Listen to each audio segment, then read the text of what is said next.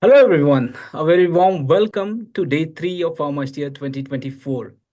This pioneering virtual orientation program is organized by AstraZeneca Pharma India Limited in collaboration with Department of Pharmacology and Therapeutics, SAIT GS Medical College, and KEM Hospital Mumbai is receiving great accolades this year as well, uh, with its extremely successful day one and day two. I, Ashish Kumar Dubey, Manager Medical Excellence, AstraZeneca, would like to welcome you all once again to day three of Pharmacy 2024.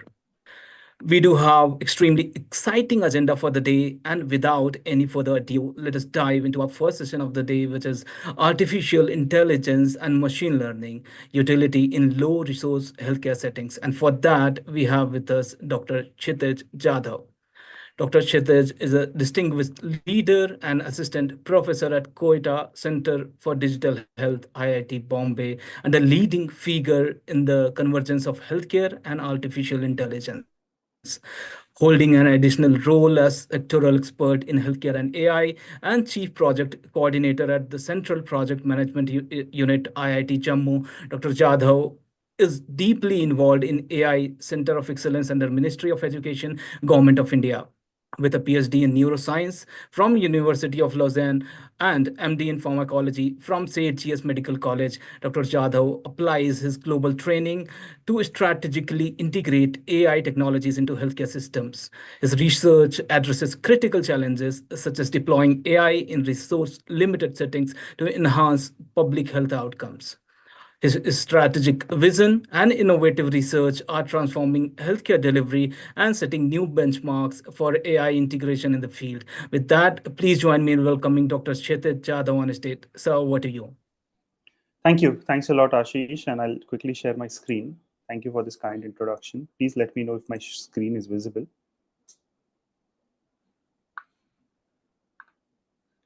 It's visible, right? Yes, sir. Yes, Just it's put it visible. full screen, sir. I'll just go to full screen and is it full screen? Yes, sir. Perfect. Good to go. So thank you for this introduction. Very happy to be here. Uh, Coming back to my alma mater. So I'm Kshitij. I'm a faculty at IIT Bombay, currently on deputation to the Ministry of Education to lead the implementations of centers of excellence of AI in healthcare. And I am my lab at IIT Bombay actually focuses on developing AI/ML solutions with a focus on resource-poor settings. Um, so it is said that health, machine learning, and artificial intelligence and deep neural networks are going to solve almost everything in the world.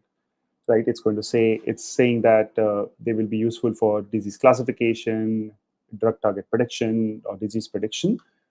But all these models actually come with a specific caveat, and the caveat is that it requires large amount of labeled data. And labeled data by itself is extremely expensive to get.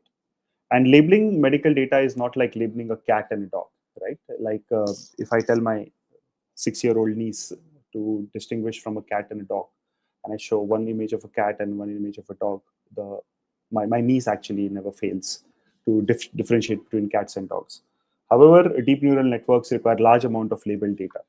And so you throw 10,000 images of cats and 10,000 images of dogs at a deep neural network, and then it is at 95% accuracy to differentiate between cats and dogs. However, getting this labeled data in healthcare is extremely expensive because what we are trying to do is we are trying to integrate domain knowledge from medicine into developing these models. And who labels this medical data, right? It's generally doctors and trained professionals whose time comes at a premium. As a result of which, labeled data in healthcare is extremely expensive.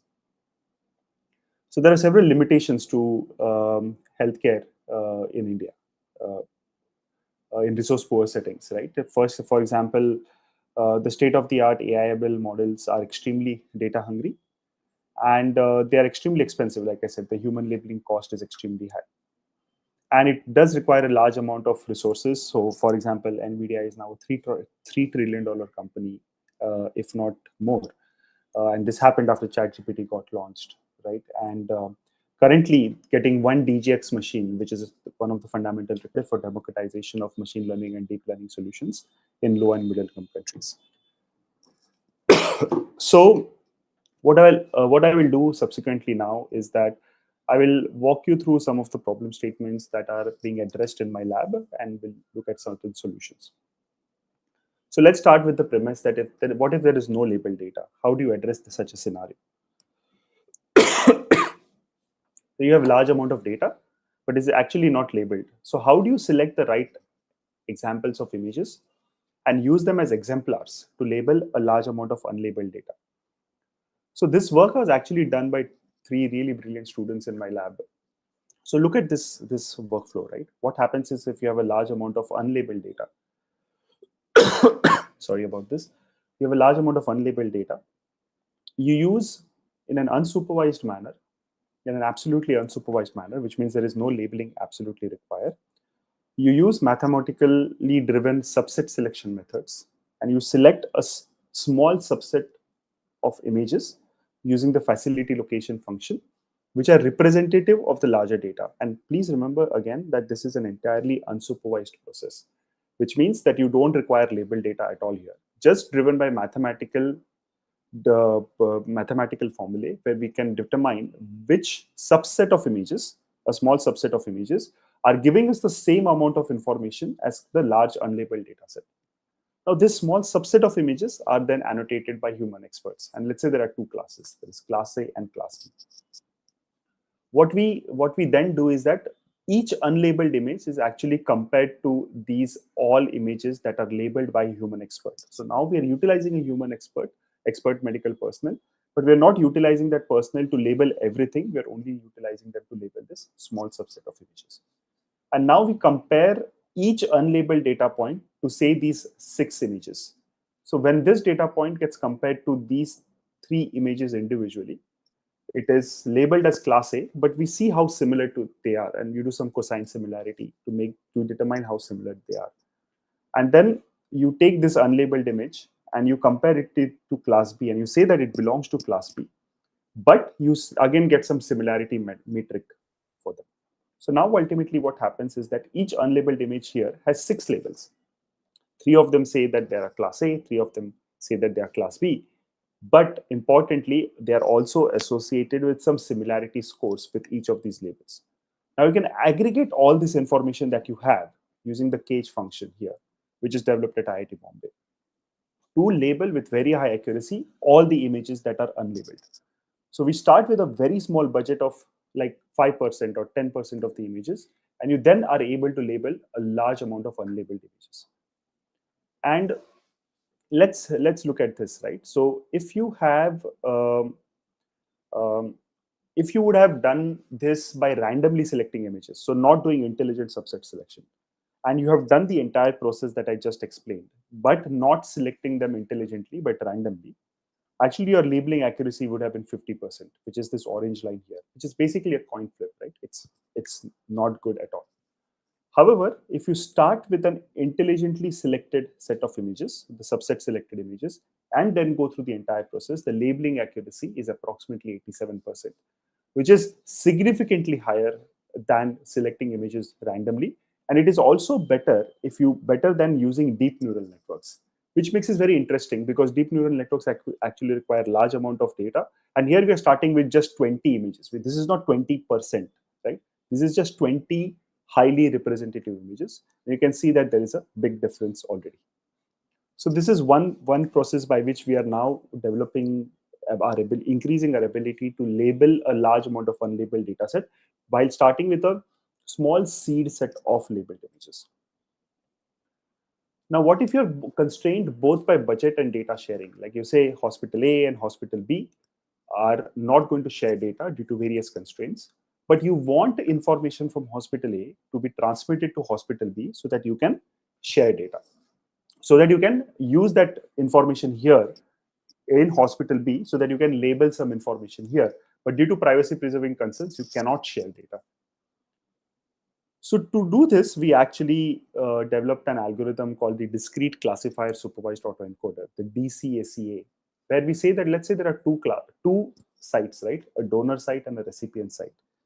The donor site is a hospital which has some labeled information, and the recipient site is a hospital which absolutely has no labeled information. And what we did is that we trained these labeled information at the donor site in a modified version of an variational autoencoder, and we call it the discrete classifier variational autoencoder, which is nothing but utilizing some information uh, using the label of the data as well to develop some representations, a mathematical representation of this data set.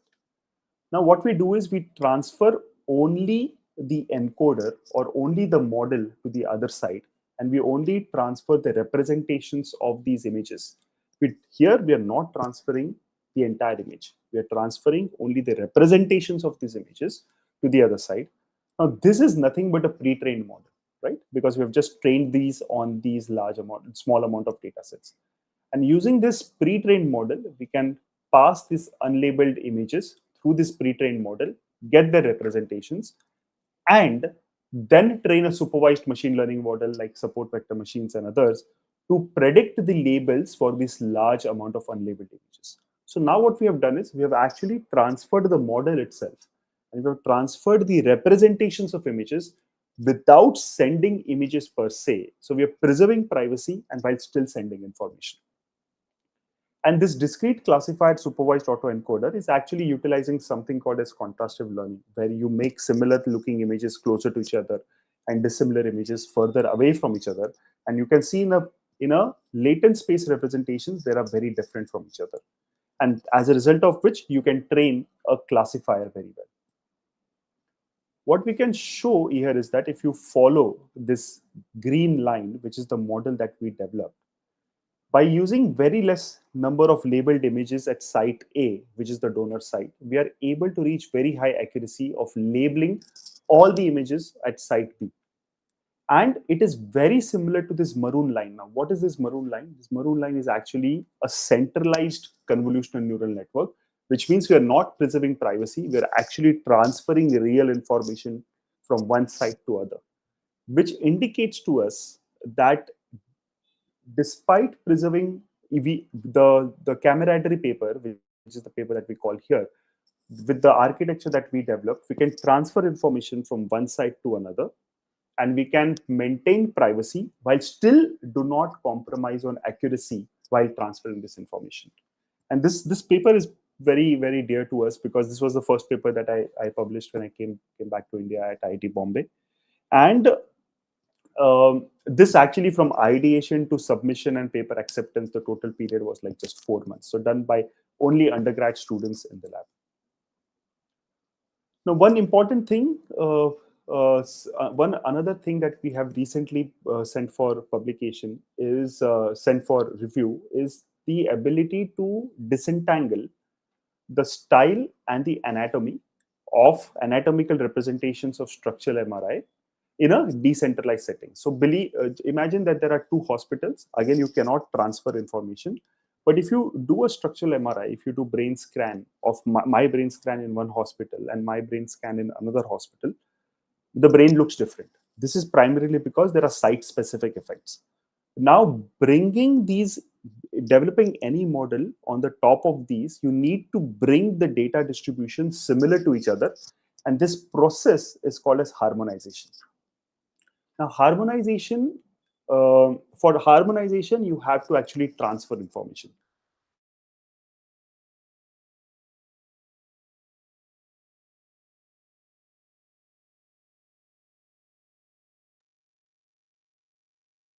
I guess there may be some sort of network issues with Dr. Chitich.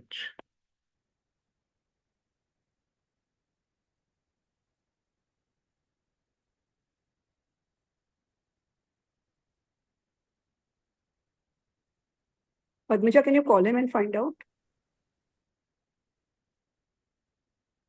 Yes, I will call him.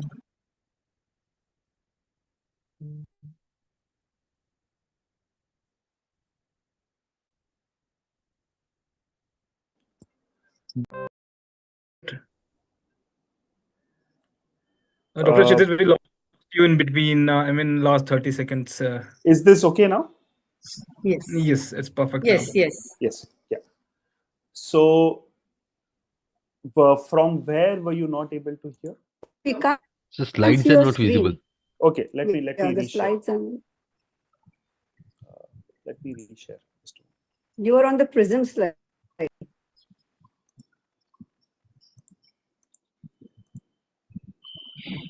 Is this okay now? Can you Yes. see the screen now? Sorry about this. Yes. So in this method, what we were trying to do is we were trying to harmonize data points from different sites of structural MRI to a similar distribution, so that we can develop models on the top of that. Because if data distribution differences exist, your models are not good enough. But now we are trying to do this in a privacy preserving manner. So what we did is we actually developed an algorithm which splits the anatomical representations with the site-specific effect representations. While we want to maintain the anatomical representations, we want the site-specific effects to become similar to each other. So we developed this model in a training phase. And then what we do is we transfer the encoder as well as the decoder to different sites, which again means that we are not transferring real data. We are not transferring, we are only transferring representations of data, and different sites now which have different data distributions go through the similar process, but these are using the pre-trained weights models that we have sent, as a result of which the data, the representations of these sites become similar to the target site. And what we were able to demonstrate that once we do this data harmonization in a privacy preserving manner, in without transferring real data, but only transferring representations of data, we are able to improve the downstream tasks like brain tumor segmentations or even age predictions using these brain structural MRIs. So this is one of the latest work that has been done in the lab. Now, one important focus within the lab is to work on something called as the long-tailed problems. Now, long-tailed when you do, let's talk about chest X-rays, right? Most of the chest X-rays are normal, but as scientists and as physicians and clinicians, we are actually interested in the tail representations of classes, which are the pathology classes. Now, when there is a huge data distribution difference, like the one that you're seeing right now here, when there's a huge data distribution difference, what what happens is if you train the model just like that, your model, because it sees a lot of information from the classes in the head, only learns those representations. However, as physicians, we are interested in the tail classes because that's where the pathology is. Now, the response to this problem cannot be collect more data because these are rare conditions. So you cannot collect more data. So the next response to this scenario is, okay, if you cannot collect more data, let's generate more data. And you have been using ChatGPT probably for a while now. So these are generative AI models, right? And the generative AI models also existed in the image processing domain initially. But there is a catch here. Generative AI models like adversarial networks like GANs, generative adversarial networks, which are called GANs, actually require large amount of data to generate more data.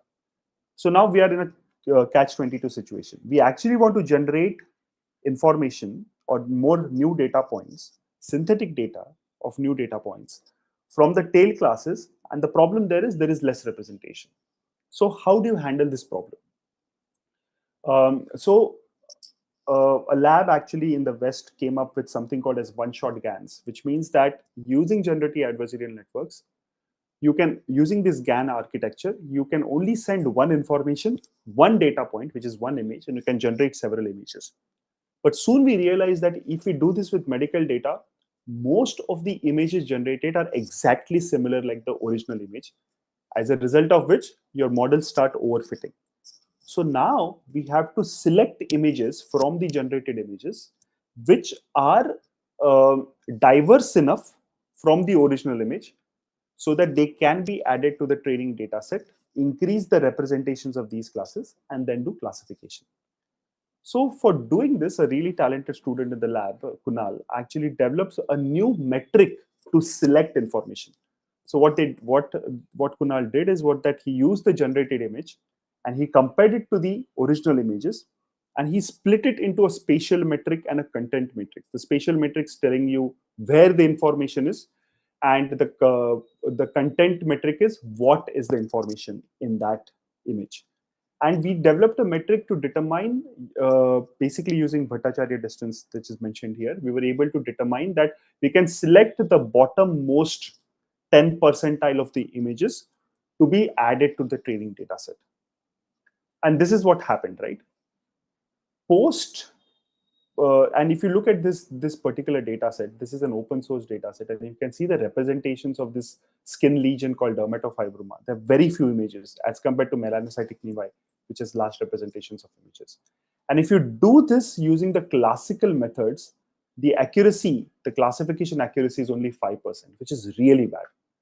However, if you use the one-shot GANs to augment the images and then do content space assessment so that you select only the right images to be added to the training dataset, we were actually able to increase the accuracy to 37%. And then changing the specific models per se, you are able to increase the accuracy to approximately 57%.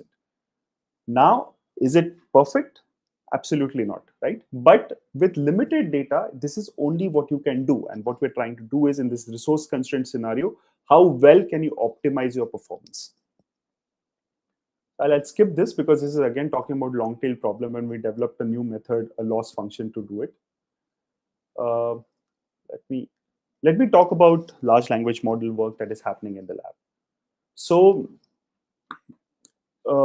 there is a process of prompting a large language model, which is called as a chain of thought. And the chain of thought method basically tries to mimic the way human reasoning happens. So let's look at this example, right? Like Roger has 5 tennis balls and he buys two more cans of tennis balls. So each can has 3 tennis balls. How many tennis balls does he have? And the answer is 11. This is all in the prompt, right? Prompt meaning what you add in ChatGPT is called the prompt.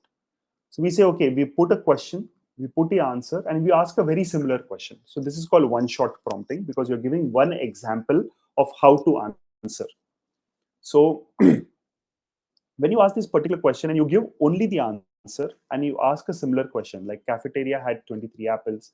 If they use 20 apples to make lunch and bought 6 more, how many apples do they have? Actually, ChatGPT, when it got just launched at ChatGPT 3.5, just could not answer this.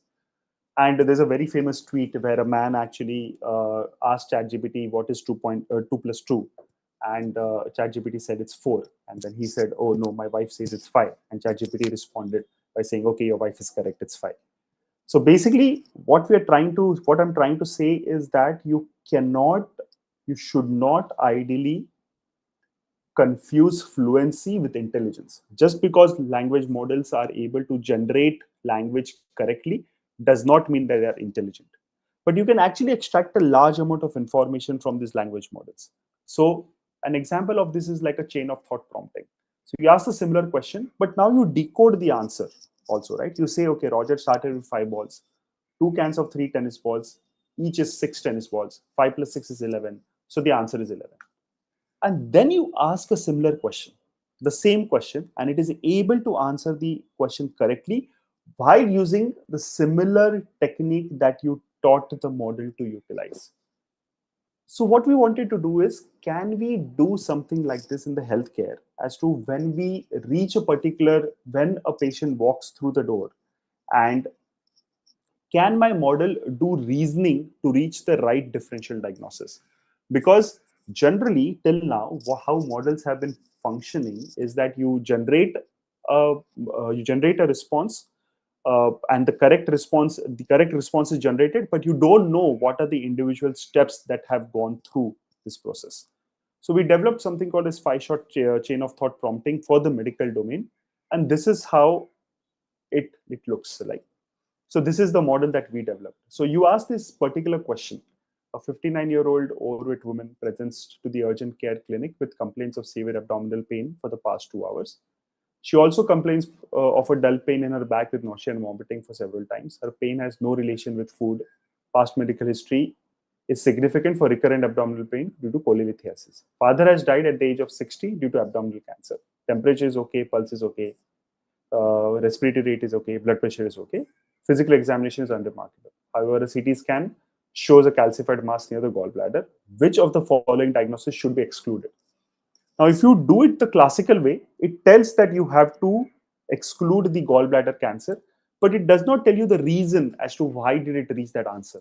And as physicians, what we do is that when the person walks into the door, we and the patient tells you their symptoms, we first create a mental model of the differential diagnosis, and then what we do is we do physical examination, and then we add and delete certain differential diagnoses. Then we do certain tests, and then you finally reach the differential diagnosis, final answer, and then you treat the patient. So we tried to mimic something like that, and this is how our model started responding. And these orange ones are informations from the question itself, and the blue ones are the interpretations of the model. So you say a 59-year-old woman with past medical history of recurrent abdominal pain due to cholelithiasis and a family history of abdominal cancer in her father indicates that the pain could be due to gallstones. So first thought process. The pain is severe and has no relation to food, which again indicates that it could be due to gallstone. The patient is overweight, which is a risk factor for gallstone. This is very interesting. I did not ask the model about the risk factor. But because of the humongous amount of data that the model is trained on, it is able to understand that overweight information, which is given in the question, is a risk factor for gallstone. The patient has nausea and vomiting, which could be due to gallstone. The patient has a dull pain in the back, which could be due to gallstones. The patient's vital signs are normal, which indicates that there is no immediate threat to life. Again, very interesting. We did not ask this model to give this information, but in this entire thought process of breaking down to reach the final answer, it is able to do so. And the patient's physical examination is unremarkable, which indicates that there is no obvious abdominal distension or guarding. A CT scan of the abdomen shows a calcified mass in the gallbladder, which could be due to gallstones. Since the patient has a recurrent abdominal pain due to cholelithiasis, it is most likely due to this acute cholecystitis, which means that the answer that one has to exclude is gallbladder cancer. So now you can see how step by step the model is able to reach the final answer, which is what we're trying to now develop as a multi-turn conversation, so that medical students can actually have this kind of conversation with the model, so that they are able to fine-tune their abilities of reaching a differential diagnosis. So this is not going to be deployed in hospitals, but this is going to be used for training. So with this, I think I'm very close to finishing, and let me just, and what we could do is I could just take a few questions now. All right. Thank you so much, Dr. Chitij, for being here with us today. And thanks a lot for a great talk around something which is unique and is coming across in terms of the innovation which is happening around us, around AI and machine learning. I know you have a hard stop at 2:30, but let me put forth one question in front of you. Yes. And would request your view onto this. What role do governments and international organizations play in facilitating deployment of AI and machine learning, especially in cases where there's limited technical expertise? So this is a very good question, right? What governments can actually do, and what I think the Indian government is planning to do and is doing in the process right now, is setting up sufficient infrastructure within the ecosystem, so that these such infrastructures could be utilized by a handful of individuals who have the sufficient expertise, which could be then utilized for every downstream task, right? We don't believe that almost everybody should be equally trained to understand how machine learning works, but every person, if they have the understanding that for a particular problem statement, machine learning and artificial intelligence solutions could be utilized, there is sufficient good intent from the government as well as large philanthropic organizations to set up this infrastructure and develop skill sets within to operate this infrastructure, so that problems at the grassroots level could be addressed. All right. Thank you so much, Dr. Kshitij. Thanks a lot for taking the time out and being here with us. Really appreciate that. Thanks a lot for that, for an excellent talk. Thank you so much. Thank you. With that, let us now move on to our next session, which is medical affairs throughout the product lifecycle. And for that, we have with us none other than Dr. Shioli Paukas, President, Faculty of Pharmaceutical Medicine, UK. Dr. Shioli, an esteemed leader in pharmaceutical medicine and an impressive career with impressive career spanning over 2 decades, Currently serving as president and trustee of Faculty of Pharmaceutical Medicine, Dr. Shuli brings a wealth of expertise in strategic thinking, medical affairs, clinical trials. Dr. Shuli's career is marked by her commitment to ethical leadership and health policy, having served in numerous advisory and executive roles across prestigious organizations. With a strong background in life sciences and regulatory strategy, Dr. Shiuli has been instrumental in shaping healthcare initiatives and advancing clinical research. Her work with various professionals, associations, and healthcare networks highlights her dedication to improving healthcare outcomes and addressing disease burden. With that, please join me in welcoming Dr. Shiuli on stage. Ma'am, over to you. Thank you very much. Thank you for inviting me. It's a real honour to be part of this this event, and yeah, delighted to share some thoughts. Will you share slides, or shall I share them from my? Niro, can you please share the slide deck? Yes, sir. Thanks.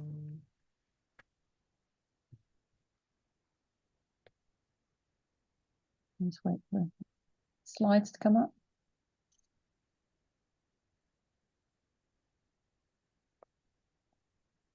Maybe if I start while we bring the slides up. So I'm delighted to be here today to share some thoughts about the Faculty of Pharmaceutical Medicine, and also share my perspective on medical affairs. So I have a few slides to go through, and then hopefully we'll have time for some questions. So if we could go to the next slide, please. The Faculty of Pharmaceutical Medicine is a professional body for those of us practicing pharmaceutical medicine, and our vision is a world where effective medicines meet the needs of patients.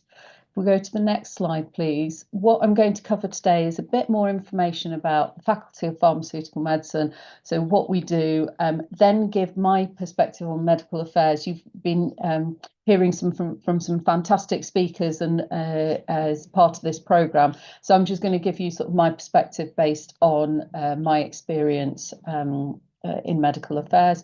And then we'll spend a few minutes on training and education in pharmaceutical medicine. If we go to the next slide, please, just to, as usual, share my declaration. So Ashish actually already mentioned a number of these groups that I work with, but so thank you for doing that. But just for transparency, here are the various organisations I work with. So if we go to the next slide, please, I'll start to get into the details of the Faculty of Pharmaceutical Medicine and why we exist. We are a charitable organisation that was established 35 years ago with 3 objectives: to promote the science of pharmaceutical medicine, to develop and maintain competence, ethical integrity and high professional standards in the practice of pharmaceutical medicine, and to advance knowledge in pharmaceutical medicine. And these 3 things are all done with the aim of benefiting patients.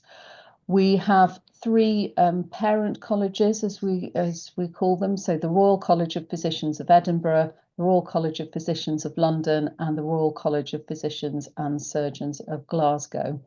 And if we go to the next slide, please, what that all translates into is our mission, which is to advance the science and practice of pharmaceutical medicine. And we do that by upholding highest scientific and ethical standards, fostering competence, ethics and professionalism, and ensuring that those innovations benefit the public. So when we have amazing innovations, and just listening to the previous speaker, the fantastic developments that are ongoing, it's really important for us as a faculty that we're supporting those of us practicing pharmaceutical medicine to really make sure that we're doing it to the highest standards, and ultimately for the benefit of patients. But if we go to the next slide, please, if the mission was our why does the faculty exist? The next 3 slides are about what is pharmaceutical medicine, who practices, and how we do that. So this one is about what is pharmaceutical medicine. And I think as you've been discussing, pharmaceutical medicine and the field that we're very lucky to be working in is very, very exciting, and it's expanding exponentially. It's all about innovation, so it's medicines, it's vaccines, but increasingly also diagnostics, devices, genomics, AI, data, digital health, and many more things. It's about development, so what you do, preclinical development, clinical development, safety, but also all the way through to access and monitoring, so regulatory, medical affairs, and pharmacovigilance. And medical affairs is a key part of pharmaceutical medicine. And, as it says on the right-hand side, pharmaceutical and medicine encompasses much more than medicines. It's actually how we bring all that innovation together. And one thing, when people ask me, so what is pharmaceutical medicine? Is it clinical pharmacology? Is it something else? It's actually what pharmaceutical medicine is. It's the specialty that brings innovation through to all the other specialties across medicine globally. So whether it's prevention, whether it's diagnosis, whether it's treatment, the work that we're doing is bringing that amazing sort of scientific, technical innovation into something that can affect patients. So that's what is pharmaceutical medicine. And actually, as president of the faculty, I took over 3 weeks ago. One of my key aims over the next 6 months is to really have a look more into what is pharmaceutical medicine and what's it going to be in the future, so that we can all kind of have a think about what do we need to be doing now to prepare for pharmaceutical medicine sort of 10, 15 years from now. Excuse me. If we go to the next slide, please. Who practices pharmaceutical medicine? So within the Faculty of Pharmaceutical Medicine, we have over 1,600 medically qualified members around the world. And actually, if we look at, who is practicing pharmaceutical medicine and what are the roles in pharmaceutical medicine, you can look at it from a technology perspective. So lots of people working in medicines and vaccines, but increasingly people working in devices and diagnostics, digital health, AI, genomics, and increasingly a blend of those, so 2 or 3 things coming together. The functions we've talked about already, but they kind of can be discovery, clinical development, medical affairs, regulatory, and pharmacovigilance. Different work settings, so pharma and biotech, academia, could be medtech, could be research organisations or regulators. And the responsibility, the kind of geographical responsibility, could be country or affiliate, could be a regional level, could be global. And again, people move between those. And I think one of the really lovely bits about pharmaceutical medicine is actually you can start in one place, and understanding pharmaceutical medicine and being trained in it means you can move around different parts of the slide that I'm showing here. We do have a bit more information on the FPM website on careers, so please feel free to have a look at that. And then the next slide is about how we work together, which is something I'm particularly passionate about, is really how do we show medical leadership, in order to practice pharmaceutical medicine, in order to bring those innovations through to patients, how do we need to do it? And these are the FPM values that I'm showing you here. So being professional, innovative, caring, collaborative, credible, and learned.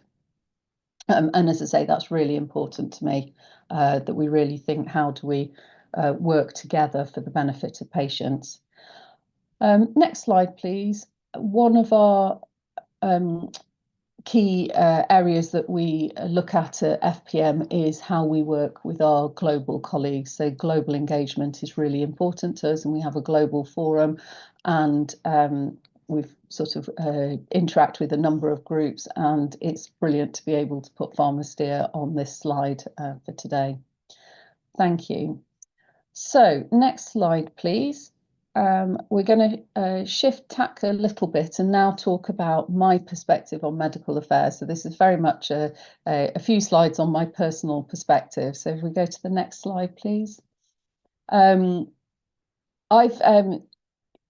I've worked across a number of different areas over my career to date, but medical affairs has very much been a thread through that.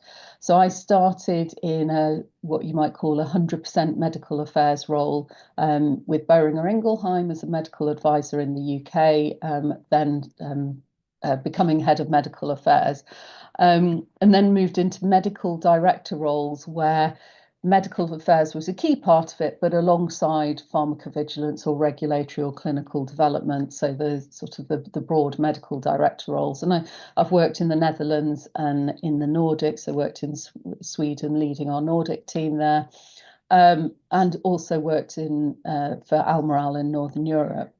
I then came back to a 100% medical affairs role at the ABPI. So the ABPI is the trade association representing pharmaceutical companies in the UK.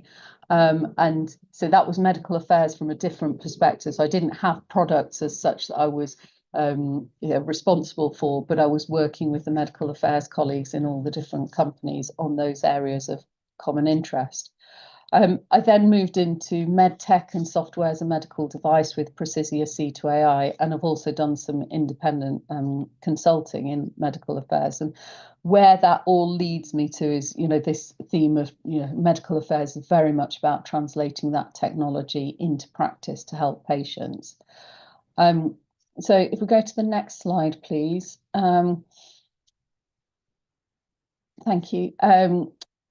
Thinking about how to build personal competence in medical affairs, I think there was I've grouped this into what are the basics, what's absolutely everyone in medical affairs needs to be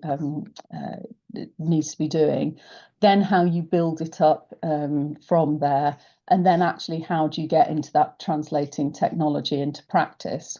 So if we start at the left-hand side, the core that I've seen through my practice, and again, this my personal perspective, fundamentally it's about ethics and applying principles. So when you are looking at a product, a medicine, and saying, okay, who are the patients who might benefit, who are the clinicians we should be speaking to about it, and how do we do that? Though really understanding the ethics and how to apply those principles. It is very, we're in a very highly regulated field and compliance is important, but compliance won't necessarily tell you all the details of exactly what you're trying to do and how to do it. And that's where really thinking through the principles, the ethical principles is important. Clearly, it's important that you know the products that you're responsible for inside out. So really knowing what the product is, what the clinical data are, and that benefit risk view. So, how the regulators see it, what is the product information, what is the indication, what are the side effects, etc., and really knowing those incredibly well. Where appropriate, understanding the cost effectiveness. So certainly in the markets that I've worked in, cost effectiveness has been a really important part of a medical advisor, medical affairs role, to understand, how your payers, how the health system is justifying whether to pay for the product or not. Team working, so working within a team and leading a team I'd put as part of those sort of absolute basics that you need within medical affairs, and that commercial awareness, so understanding the commercial environment that you're in. So that's kind of the basics. Then you can build on that is then, working with clinicians, so that clinical engagement. Evidence generation is a key part here. So whether it's a phase 4 company-sponsored study, an investigator-led study, real-world evidence type studies, and also the ongoing pharmacovigilance, which again is generating information about the products that you're responsible for. And then there's the next sort of group of things which I'm calling beyond the medicine, which is then if you're working on a medicine, what are the diagnostics around it, which might be part of what you do within your company, or it might be actually just understanding within the health system how, is there a diagnostic that, is there a test that needs to be done before your medicine is able to be prescribed? What clinical support is needed, and what perhaps as a company or as a team, you're saying, actually, what could we do to support clinicians with prescribing the medicine? Patient support is also a key part of this. And I also wanted to put here software as a medical device, because clearly over the last few years, we've seen a lot more medical affairs activity around apps and different types of algorithms and software to support either clinicians or patients with their medicines, and really understanding the regulatory bit around software as a medical device. And, you know, when does a piece of software become a medical device that needs to go through that regulatory pathway is something that you know, I think is a really important part for medical affairs practitioners to know. And then you get to the next part over here on the right hand side of the slide, which is about translating technology into practice. So how can you have industry health system partnerships? What are the mechanisms within the region that you're practicing for those to happen? I think it's about shifting from just thinking about your product to actually thinking about a condition, to thinking about a clinical pathway, because actually, you know, the patients that we're here to serve are, you know, they're thinking about the symptoms they have, and they will be treated within a clinical pathway, and really understanding where the products that you're responsible for fit into that is an important perspective to look at. Patient engagement is a field that is brilliantly is growing rapidly, and I think that's now a key part of medical affairs, is understanding how to do that. Thinking about health equity is increasingly you know, a question being increasingly asked of medical affairs from clinicians and stakeholders. So again, thinking about your products and saying, how can they help bring health equity and equity of outcomes? And equally, are there any gaps in the information we hold about our medicines? One particular topic that I'm working on at the moment is diversity in clinical trials, and how do we really ensure that the evidence that we generate represents the population that, you know, the patients that we ultimately think would benefit from the medicine. So that's another aspect to think about.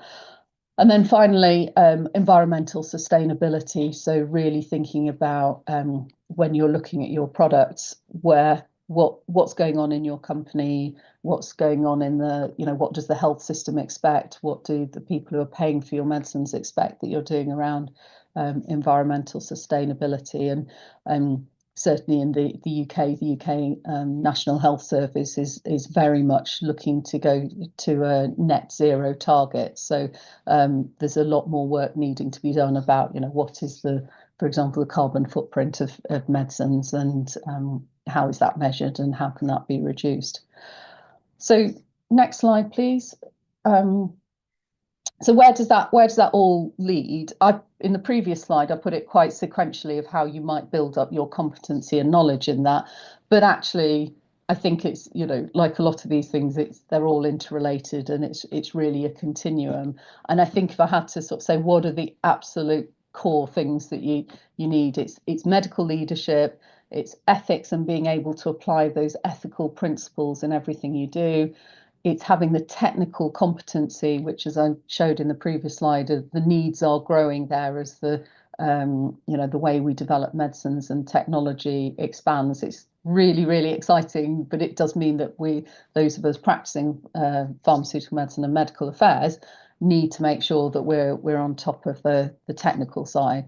And the final bit, I think, is being able to hold a breadth of perspective. So really being able to say, okay, if I'm working for a company, I understand the company's view, I understand the clinical view from the clinicians I work with, I understand the patient's view through patient engagement, I understand, you know, the health system view from that sort of, you know, system perspective or government view, as was mentioned in the previous talk. So really being able to hold breadths of perspectives and then bring them into your work. So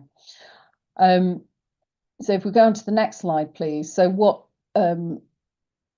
that's translated for me in terms of what I've done. So I've, you know, I think the way I describe it was, you know, I've had some medical qualifications, which include, so you know, the MB-BCH. I did the diploma in pharmaceutical medicine from the faculty, which really gave me that sort of the technical knowledge across the breadth of pharmaceutical medicine. and have become a fellow of the faculty and also a fellow of the Royal College of Physicians. I've had practical experience across lots of different domains, including helping to develop, working with government as they develop policy when I was at the ABPI. I've put under a bracket some useful stuff, but actually it's really, really useful stuff. So absolutely core, you need leadership, management. For me, moving around, kind of learning different languages has been important, and the kind of understanding the cultures in different countries. And then personal resilience is obviously really important in all jobs, really.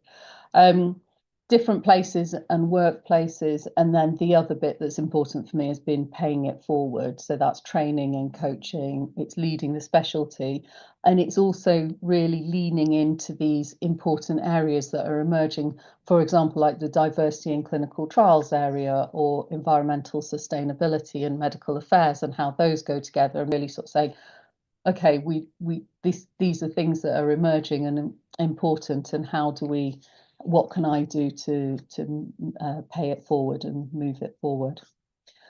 So if we move to the next slide, please, in the last couple of minutes before we move to questions, I just then wanted to bring that then back into what does training and education in pharmaceutical medicine look like. Next slide, please. Although we've, this is very much about medical affairs, actually, I think, I hope you'll have understood from what I've said so far that medical affairs is, it's an absolutely integral part of pharmaceutical medicine, but to be an effective medical affairs practitioner, to really be brilliant at medical affairs, you need to know a lot of things about the rest of pharmaceutical medicine beyond just the very specific bit of medical affairs. And actually, so I'm a very big advocate of having that breadth of training across pharmaceutical medicine, which not only enables you to be more proficient at medical affairs, but also in the future would enable moving between different parts of the career. So, for example, I've started in medical affairs, did medical director jobs, but I was also the global head of quality management at one piece, because I was able to kind of go, actually, I understand quality, I understand clinical development. So what can you do? So in terms of from the faculty perspective, the faculty offers training and exams. So we have pharmaceutical medicine in a day, which is a one-day course giving an overview of pharmaceutical medicine.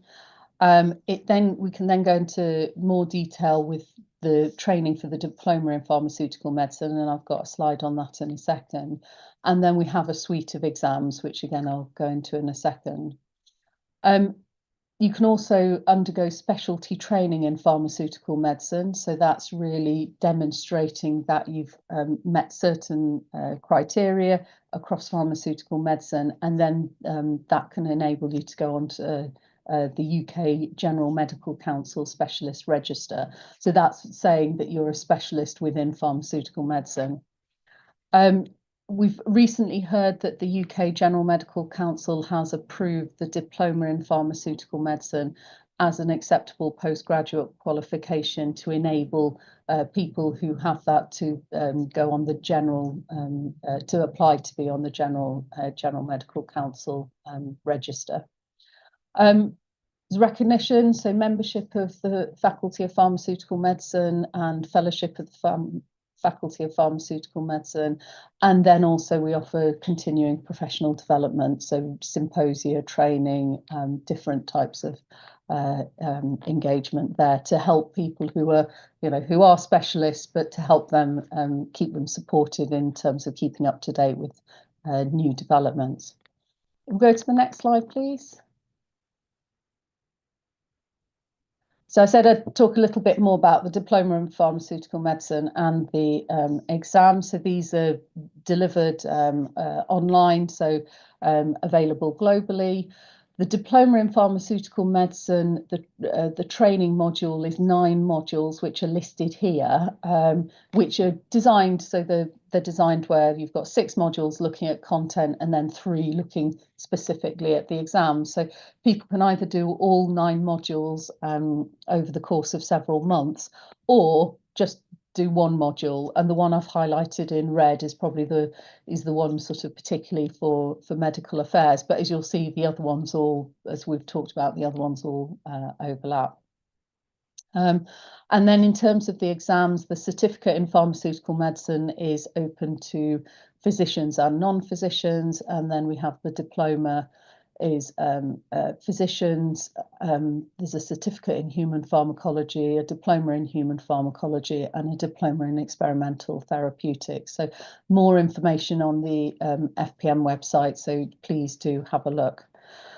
So I think next slide, please. I think that's all I wanted to say. I think we've got a few minutes for questions, and yeah, we'd love to hear what you might want to say. Thank you.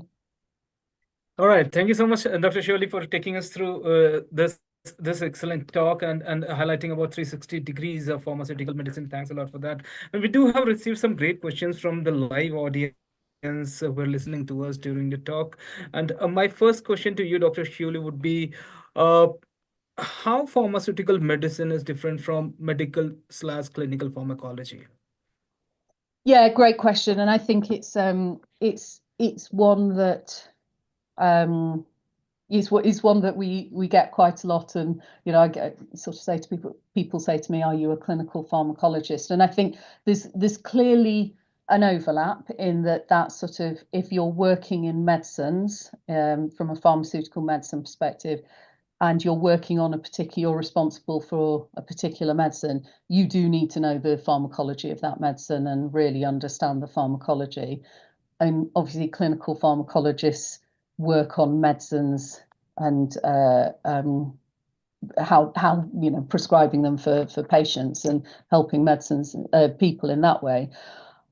Pharmaceutical medicine differs in that it's taking a medicine from discovery all the way through, development, regulation, adverse event, medical affairs, rolling out, maybe new indications, extending the life cycle, changing it to generic. So it's really about that sort of that length. The other bit that's different is pharmaceutical medicine is looking at more than medicines. It's vaccines, it's devices, it's diagnostics. So whilst an individual person working in pharmaceutical medicine might be working on a medicine, actually as a specialty, we're looking across the breadth of things. So clinical pharmacologists are a key group that we interact with, and many of our pharmaceutical medics are actually clinical pharmacologists, but they are a little bit different from each other. I hope that helps. All right, thanks a lot for that. Dr. Shirley, my next question to you would be, how can medical affairs utilize emerging digital technologies to enhance strategic outcomes across different phases of product life cycle? So I think I'd look at that in 2 ways. So there's the internal, so what can be done internally. So thinking about medical affairs in a company, there are things within the company where you can use digital tools to do things differently and more effectively. So whether that's how you gather your information internally, how you share your information, how you develop materials that you're going to share with the outside world. There's that kind of really understanding what those digital tools do. There's also then the external bit of how can those digital tools help patients and clinicians use your medicines better. And that would really be about sort of talking.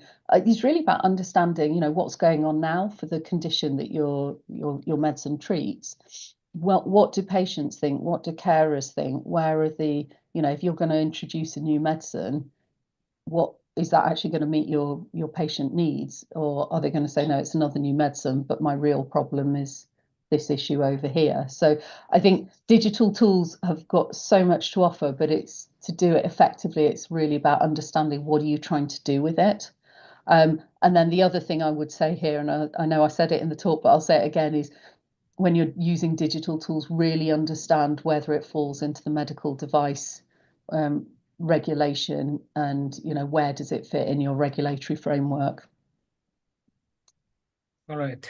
Thanks a lot for that, Dr. Shirley. My next question to you is, so the student is asking that I have heard of the term industry physician in UK. Is it same as Faculty of Pharmaceutical Medicine? So industry physician. So I think there will be. Sorry, let me get this right. So our members are physicians who work in pharmaceutical medicine, many of which work in the industry, but not everyone. So a number of our members, for example, work in regulators. And then you can also be a physician in industry without necessarily being a member of the Faculty of Pharmaceutical Medicine. Having said all that, yes, we have a lot of industry physicians as part of the membership of the Faculty of Pharmaceutical Medicine. I hope that helps. All right, thanks a lot for that, Dr. Shirley. My next question would be, how can medical students gain a strategic understanding of how medical affairs as a function operates differently across global markets? So that's, great question. I think there's certain resources. So as I mentioned, as a faculty, we do pharmaceutical medicine in a day, which is designed to, talk about. It includes, for example, talking about different markets. What the different regulations are. And I think there's really sort of looking for those kind of courses to say, okay, what can we do? But I think pharmaceutical medicine in a day at a medical school level is probably that's a kind of a course to start with. All right. Thanks a lot for that. We do have a couple of more questions, Dr. Shirley, for you. And the next question would be, which function do you think within medical will be the most impactful for the success of innovative medicine?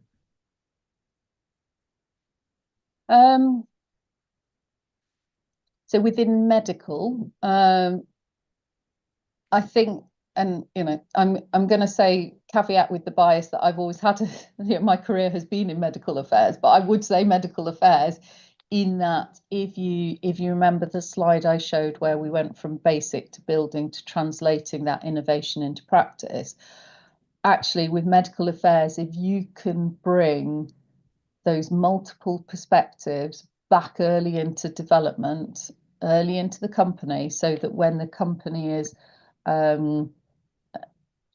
designing their clinical development plan, designing the way the packaging is going to be, the way the manufacturing is going to be, all that, and you can say, actually, in the outside world, in the real world, this is what a successful medicine needs to be. So taking into account clinical, patient, society, government type perspectives, and really bringing that back into the organisation early enough to influence the development, then actually that's an amazing way that medical affairs can work. And it's, so that's both being technically competent, but also being able to, as I say, hold those multiple perspectives.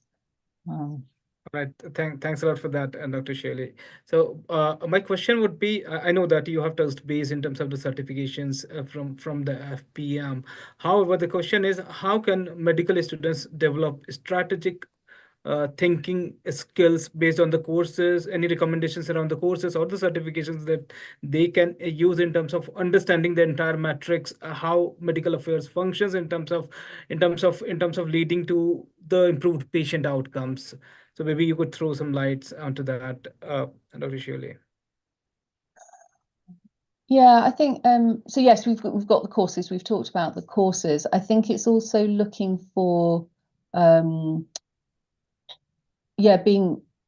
spending time to look for interesting events, so webinar, and I'm not just talking about faculty here, but across, there's lots of interesting things there, and really kind of finding ways of hearing speakers talk about maybe the same problem but from different aspects, so you can go, okay, so that's how you'd put it together. So one particular example would be antimicrobial resistance is very much an issue where you need to have multiple perspectives. So that's a great example of where you could go learn more about the sort of the strategic thinking and what needs to be done so that we can all address that collectively. Right. Right. Thanks. I do have received one last question from you, Dr. Shweli, and that's really interesting, and which is with respect to the technology which is emerging.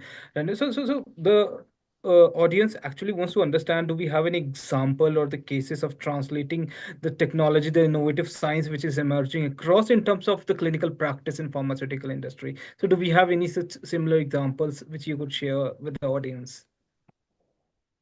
So translating technology into the pharmaceutical industry, did I understand that? Yes. Right.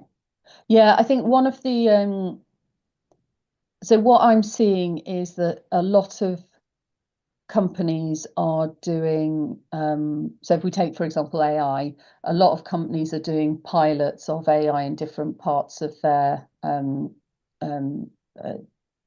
value chain. So whether it's manufacturing or clinical development or medical affairs. And there's some interesting examples sort of that people are talking about and saying, we're trying this and we're trying that. I think in the next year or two, we'll get to a point where people say, actually, we tried this, it didn't work, but we've tried this thing here, particularly with AI. And actually now that's revolutionized how we're doing things. We're certainly seeing an impact of AI in the drug discovery space. There's some things happening in clinical development.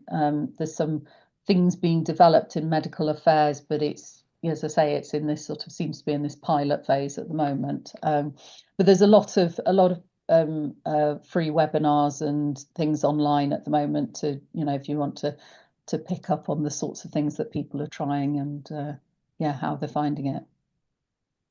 All right. With that, thank you so much. Policy shaping and patient advocacy. And for that, ladies and gentlemen, we have with us Ms. Nahid Akhtar Zaman, Government Affairs Lead, AstraZeneca.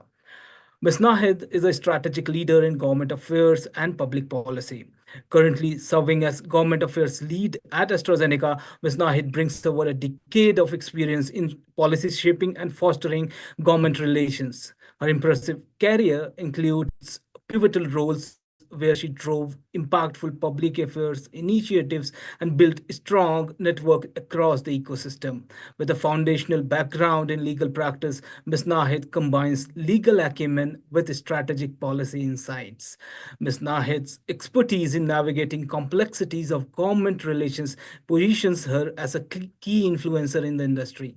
Her ability to advocate effectively for policy change makes her an invaluable asset in advancing strategic objectives. With that, please join me in welcoming Ms. Nahid on stage. Nahid, over to you. Thank you so much, Ashish. Hope I'm audible. Yes, you are. Yeah, great. I'm sorry if there is any background disturbance. I am actually in a conference right now. I've just stepped out for this session. So good afternoon, everyone. Really good to connect, and thank you for this opportunity to share my share of experience and my journey so far in policy and patient advocacy. I just have prepared a few slides. Maybe I'll just share my screen.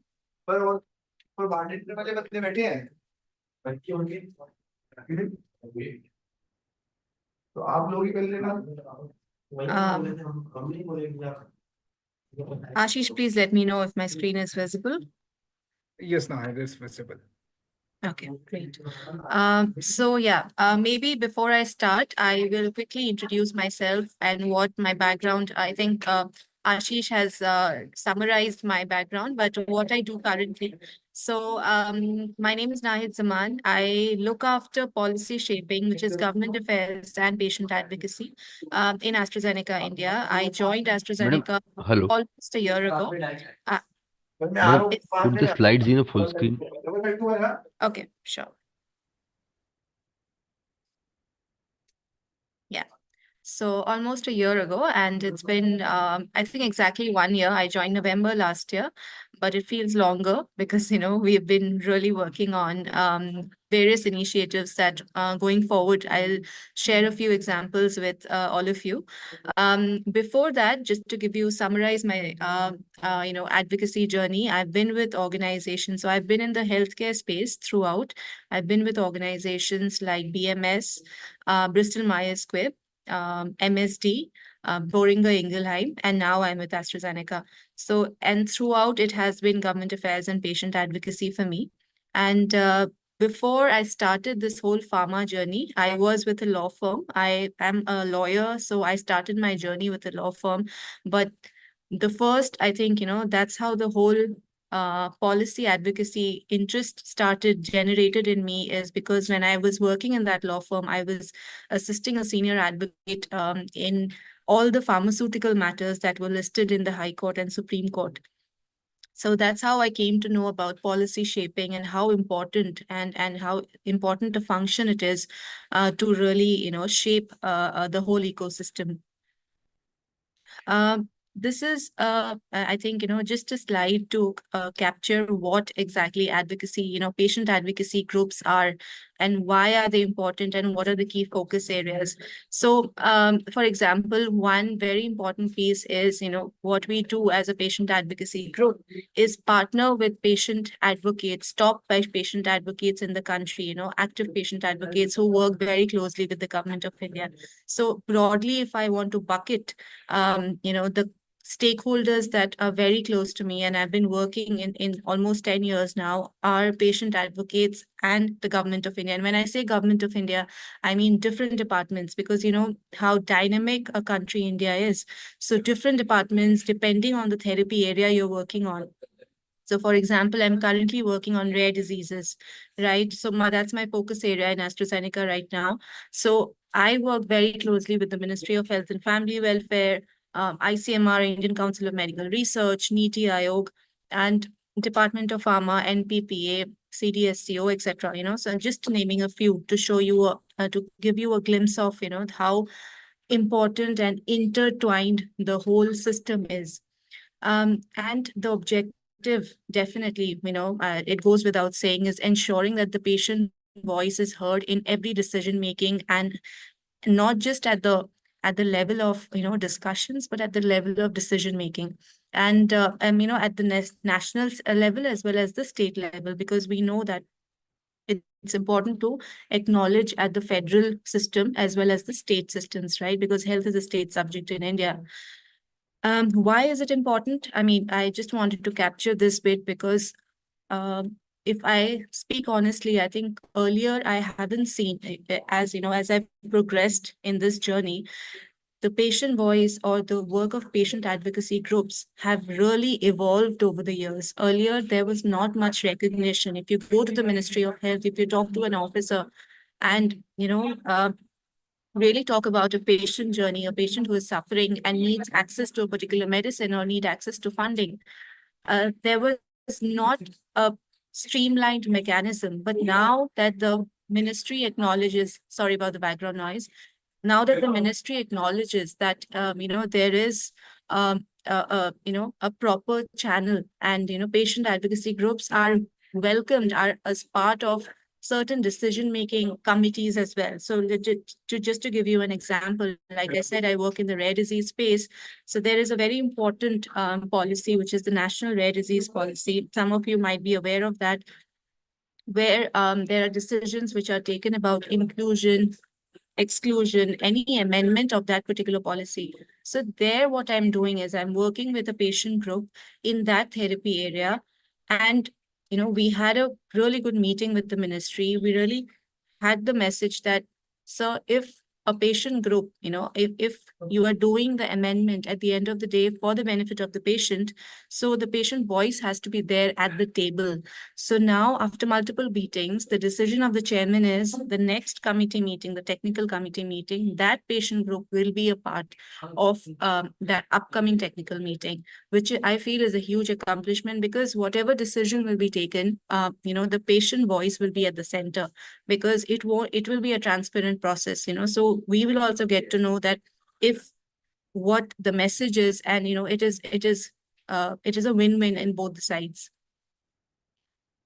Strategies is I've tried to capture what we exactly do in terms of, a broad landscape. For example, capacity building, research, advisory, convening. So this encompasses, I think, various things that we are trying to do as an organization, as a function.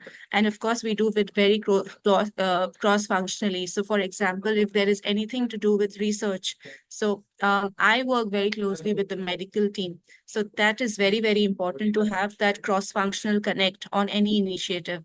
So, and capacity building. So to give you an example, we are trying to partner with centers of excellence. So again, I'll give you a rare disease example, because, that's my domain right now.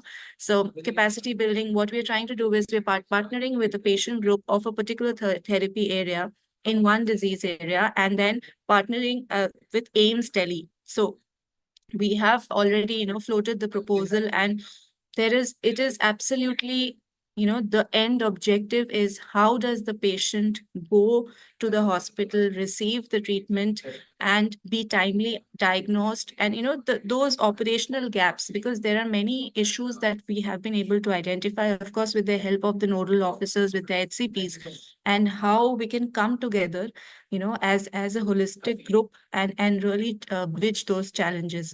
And parallelly, again, if I talk about capacity building, we have been discussing with the Ministry of Health that can we come together, and not just with one particular COE, but the whole ecosystem. So when I say centers of excellence, currently there are 12 centers of excellence in the country for rare diseases, which have been identified, and there are more which are coming up.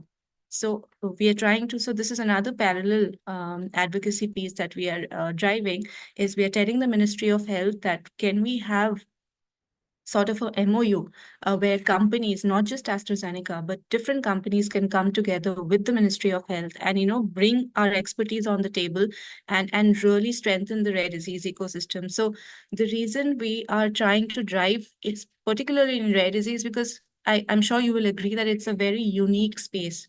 It is, you cannot compare it to the NCDs of the world. I mean, there is, because of the rarity of the condition, and because there is so much awareness that is still required. I mean, we do compliment the government that they came up with the national policy for rare disease. There's a lot of work that the ministry is doing, which is commendable, but still I feel that there's a long way to go. So that's why these initiatives really are important. And here, I think policy shaping, patient advocacy has, shown immense impact in terms of decision making and really influencing the decision. Advisory, convening, maybe, I can just give an example about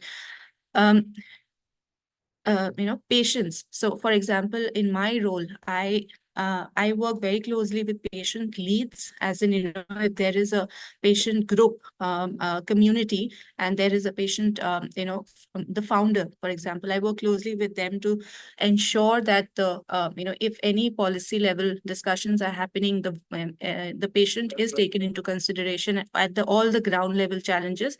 But at the same time, I also interact with patients, who are, and caregivers who are suffering from issues. For example, there is the National Rare Disease Policy. As per the policy, there is a funding which is allocated to every rare disease patient, but the condition is that patient, that rare disease has to be notified under NPRD. So NPRD is the policy. So there are still, unfortunately, patients who are suffering from one particular disease, which is a notified condition under NPRD, but still have not received that grant, which is a good amount, which is can be helpful in the whole journey, because at the end of the day, it is very expensive therapy. So really helping and advising the patients, showing them, navigating them, in that patient journey is something that I think, really adds value and is a part of this particular function. Convening, again, in this respect, we do a lot of roundtables, we do a lot of workshops, webinars, where we bring multi-stakeholder in the room. Sometimes it's a closed door conversation. For example, yesterday we had a wonderful dialogue among the ambassador of Sweden, AstraZeneca India, government of India, everyone coming together for the rest. There was a panel on rare diseases where we were talking about how to provide access, innovative access to patients and how to sort of streamline the existing policy. Again, activities. So this basically, just a glimpse of what all we do in a nutshell. I think I've spoken about it more or less, but still, I think maybe I can give an example of awareness. So, one thing which is very important, and I feel that is really required is awareness building and sensitization. So in different COEs, for example, one particular piece which is missing, and of course, you can compare it to other disease areas as well, but rare disease, definitely awareness building and capacity building and sensitization is key. So I'm just giving an example of all these different aspects. So if anybody has any questions or, I would love to get into it, but this is just a glimpse. Yeah. So again, our work focuses on advocacy, awareness, and policy change efforts. And these are the sort of, a pyramid where we work, like I said earlier, we work with patients, caregivers, providers, COEs, the government of India, and it's a very holistic approach. This particular slide is more or less to cover, and to show how dynamic the whole structure is. So this is, a snapshot of the key stakeholders that currently, I did mention a few names, right, in the government who are relevant in the rare disease space, but when it comes to a national level, a decision making, so all these stakeholders come into picture. If it is something to do with patent, for example, a patented drug, then it's DPIIT, right? If it is something to do with, the cost or pricing, then it's NPPA, which is the National Pharmaceutical Pricing Authority.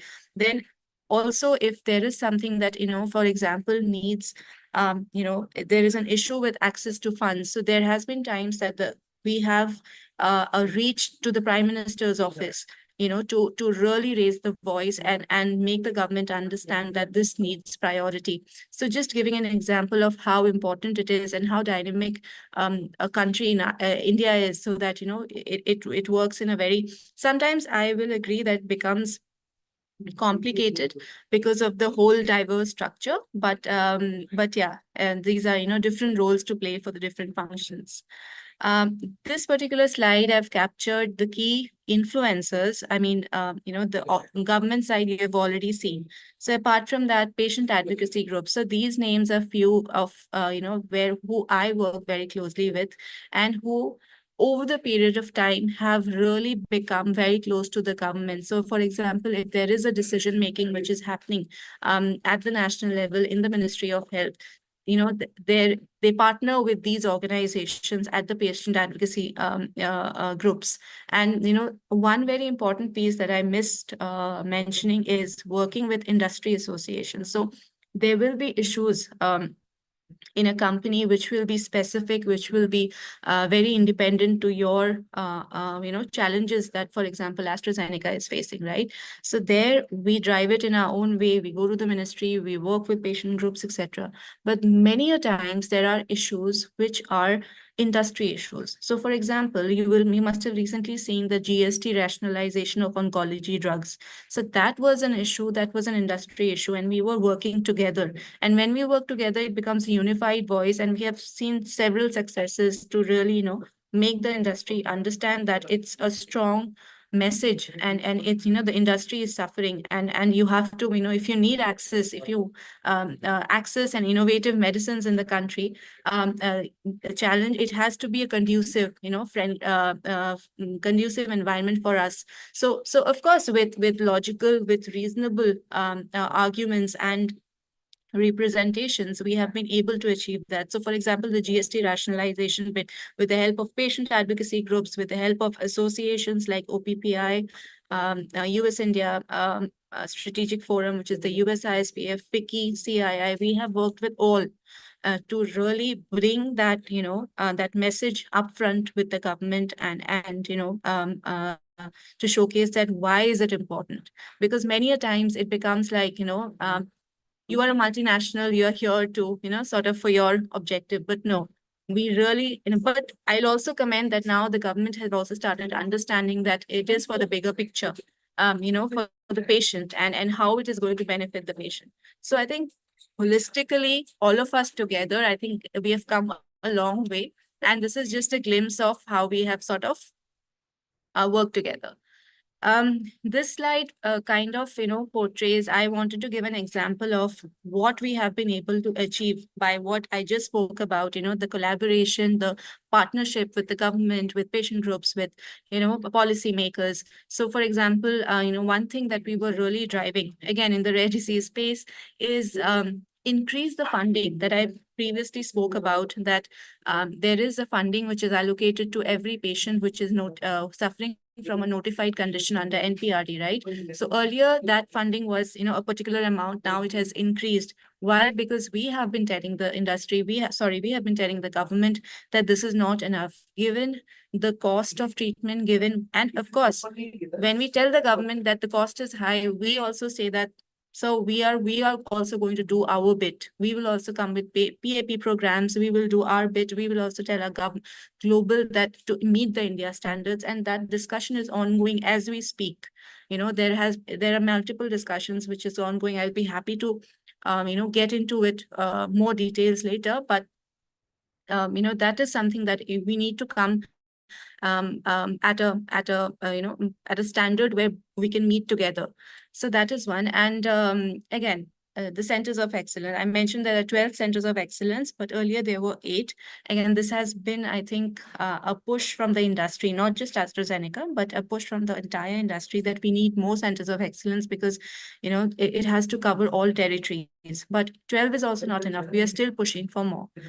I think I will just give example of one last one, which is the Delhi High Court order. So because of, I think, the patient advocacy there, there was this one case where we were able to sort of come together and,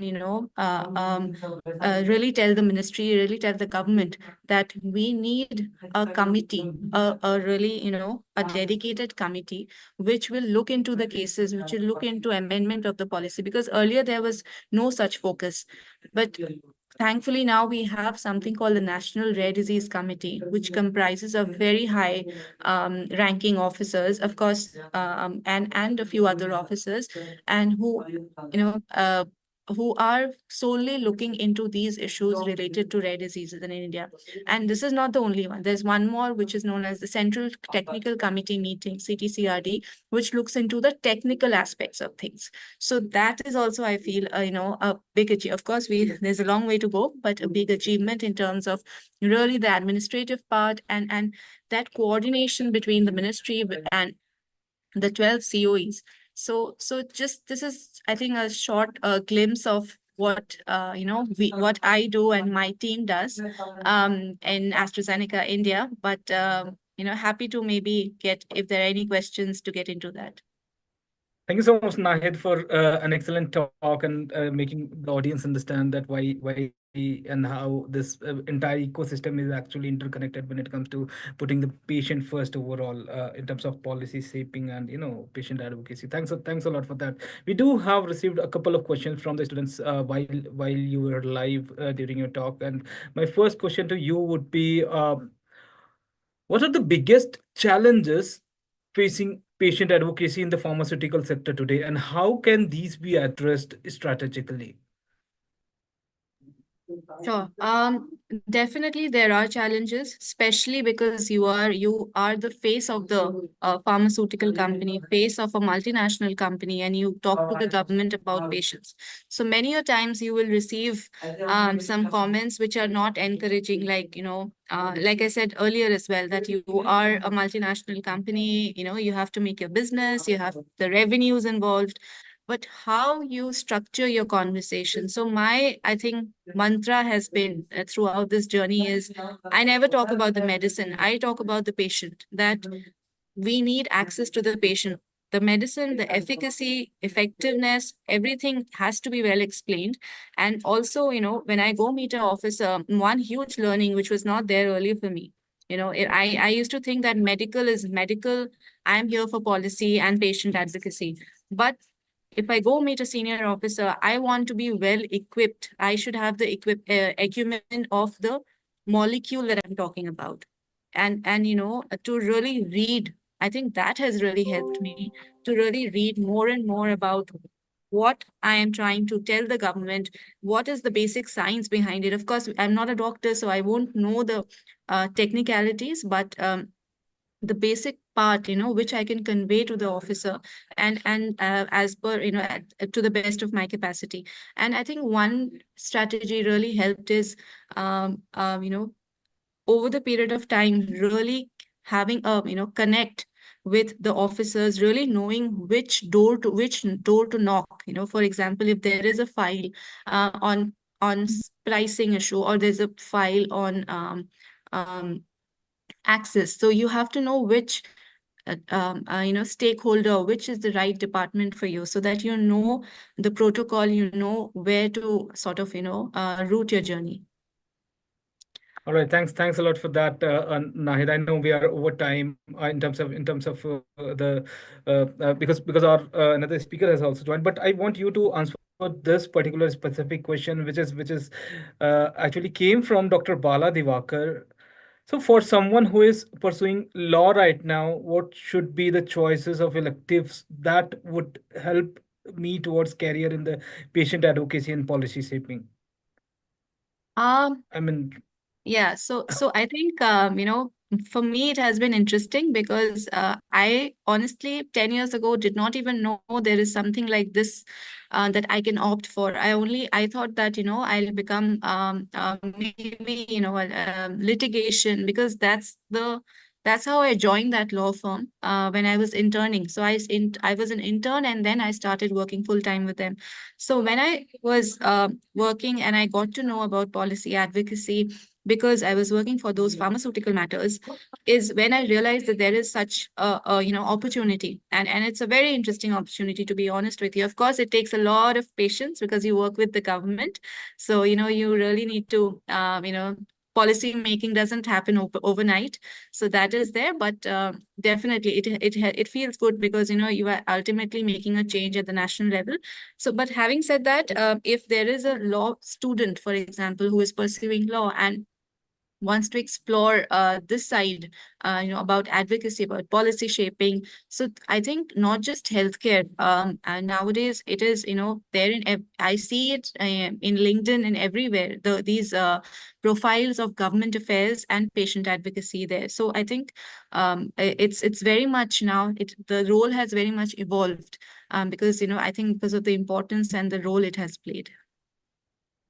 all right. With that, let me now thank Ms. Nahid for being here with us and for an amazing talk. Thank you so much, Nahid, for that. And thank you so much to the students for the amazing questions you put Thank forth. you. Thanks a lot. Thank you so much, With Ash. that, Thank you, everyone. thank you so much. With that, let us now move on to our last but not the least and one of the most important and relevant session of the day, this clinical development and medical affairs. And for that, we have with us Dr. Susana Gonsalves. Dr. Susana is a visionary leader in pharmaceutical industry, currently serving as emerging portfolio international medical director at AstraZeneca. With a strategic focus on global medical innovation, she drives the development of cutting edge healthcare solutions that redefines patient care worldwide. Her impactful tenure at AstraZeneca includes roles as CVRM, Disease Medical Director, and LATAM Medical Director, where she transformed medical strategies, elevating AstraZeneca's presence and influence across international markets. Dr. Susanna's prowess in onco has been pivotal, leading major clinical research initiatives and fostering key partnerships that advance scientific and medical excellence. Dr. Susanna's career is built on a robust foundation of clinical and research expertise, which she seamlessly integrates into her strategic leadership roles. Her commitment to innovation and quality improvements continues to shape the future of healthcare, making her a driving force in the advancement of global medical affairs. With that, please join me in welcoming Dr. Susanna on stage. Ma'am, over to you. Thank you very much, Ashish, for the nice introduction. Thanks a lot for the invitation to be part of this wonderful forum. And for me, it's a pleasure to share with all of you, with all the audience, my experience in how medical affairs and clinical operations can contribute to the development of our assets, how they can work together to bring the new medicines to our patients, and with the particular vision in the international region, which is including our low and middle income countries. So I don't know if you would be sharing from your side my slides, or should I share from it? Thank you very much. So, thanks a lot. So moving to the first slide, please, to the next one. So this is a view of what is how the different pillars of the pharmaceutical industry are being seen today. So medical affairs has become one of the three pillars of the pharma industry. This is something that was not so clear before. Medical affairs was part of the commercial pillar, but now it's really clear that these are two different functions with a very well-defined responsibilities. And the third function, of course, is research and development. However, when we take a look on the way we are interacting among the three functions, we see that there is a kind of unbalanced contribution or unbalanced conversations or collaboration among the different functions, where commercial and medical affairs have established a very strong relationship and collaboration. However, when we take a look on the cooperation between R&D and medical affairs, or R&D and commercial, we see that this is unilateral conversations, or these are unilateral cooperations. So we need to understand and we need to embrace the fact that medical affairs has a critical role in the successful development and not just the launch of our products, because medical affairs is the function that is better positioned to have the conversations with the different actors in the health system to collect the insights that will enrich the design of our protocols, that will make those clinical programs more diverse and more pragmatic, and that in that way then collaborate with studies that will be closer to the reality of the standard of care in the different countries.